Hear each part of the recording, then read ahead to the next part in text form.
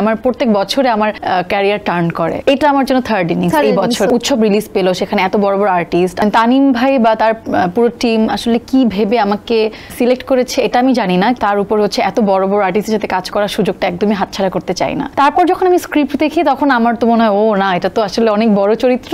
জাহিদ হাসান উনি আমার খুবই পছন্দের, আমি যদি বলি 90s এর ক্রাশ।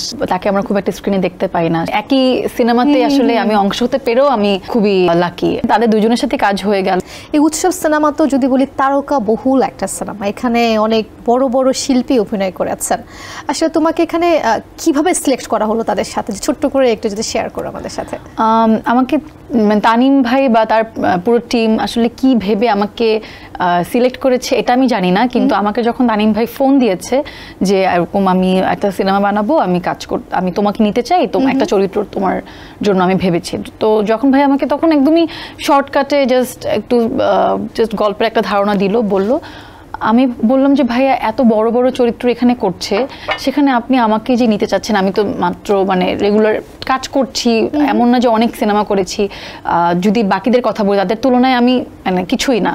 তো তাদের মাঝে আমাকে আপনি নেয়ার যে সিদ্ধান্ত নিয়েছেন এটাই অনেক। আমি জানি না আমার চরিত্র কিভাবে লেখা হবে বা আমার ক্যারেক্টার কতটুকু কি হবে, কিন্তু আমি তো আপনি বানাচ্ছেন, ট্রাস্ট করতে চাই। তার উপর হচ্ছে এত বড় বড় আর্টিস্টের সাথে কাজ করার সুযোগটা একদমই হাতছাড়া করতে চাই না, তাই আমি চাই এই সিনেমার সাথে যুক্ত হতে। তারপর যখন আমি স্ক্রিপ্ট দেখি তখন আমার তো মনে হয় ও না, এটা তো আসলে অনেক বড় চরিত্র, প্লাস এটা খুবই ইম্প্যাক্টফুল একটা ক্যারেক্টার পুরো এটার জন্য, আর আমার ক্যারিয়ারের জন্য এটা একটা ডিফারেন্ট কাজ হবে, মানুষ মনে রাখার মতো। তো ওইটা ভেবে আসলে যুক্ত হওয়া। একদমই কাজ করেছো চঞ্চল চৌধুরী, জাহিদ হাসান, বাংলাদেশের লেজেন্ড যারা, তাদের সাথে কাজ করার অভিজ্ঞতাটা অবশ্যই জানতে চাই কেমন লেগেছে। কারণ বাংলাদেশে যদি বলি 2-3টা জেনারেশন পার করেছেন তারা, একটু অভিজ্ঞতা যদি শেয়ার করো। তো অদ্ভুত এক্সপেরিয়েন্স, কারণ জাহিদ হাসান উনি আমার খুবই পছন্দের, আমি যদি বলি 90s এর ক্রাশ বা 90s এর কার অভিনয় খুব মুগ্ধ করতো, উনি হচ্ছে অভিনেতাদের মধ্যে জাহিদ হাসান। তো যেহেতু সে এখন আর কাজ করে না, তাকে আমরা খুব একটা স্ক্রিনে দেখতে পাই না, সেখান থেকে তার সাথে কাজ করার সুযোগ পেয়েছি, আমরা একটা সিনও শেয়ার করেছি। তো আমি খুবই খুবই লাকি মনে করি এই জন্য নিজেকে, যে তাদের সাথে কাজ করার একই সিনেমাতে আসলে আমি অংশ হতে পেরেও আমি খুবই লাকি।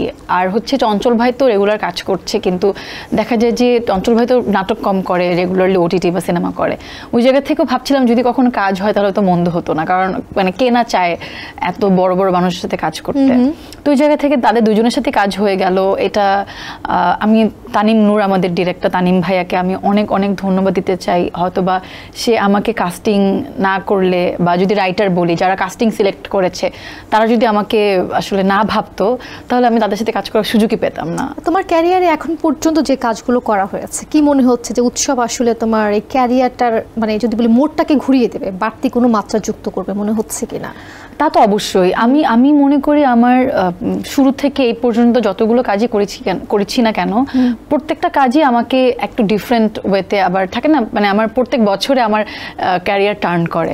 যেমন গত বছরও এমন কাজল রেখা দিয়ে, আবার তখন আরিয়ান ভাই একটা নাটক করেছিলাম, তখন যখন ওই দুইটা একসাথে এসেছে। সো দুইটা একসাথে হওয়ার কারণে কাজল রেখা তখন যখন দুইটা মিলিয়ে এত পরিমাণে সারা, তো আমার কাছে মনে হচ্ছে ওটা আমার একটা ক্যারিয়ারের টার্নিং পয়েন্ট। আবার সেকেন্ড ইনিংস, এটা আমার জন্য থার্ড ইনিংস এই বছর। কারণ এই বছরে যেমন বহিমিয়ান ঘোড়া রিলিজ হয়েছে হইচইতে, আবার অমিতাভ রেজা চৌধুরীর পরিচালনায়, আবার তানিম নূর পরিচালনায় উৎসব রিলিজ পেলো, সেখানে এত বড় বড় আর্টিস্ট, আবার বহিমিয়ান ঘোড়াতে মোশাররফ ভাইয়ের বিপরীতে কাজ করার সুযোগ পেয়েছি।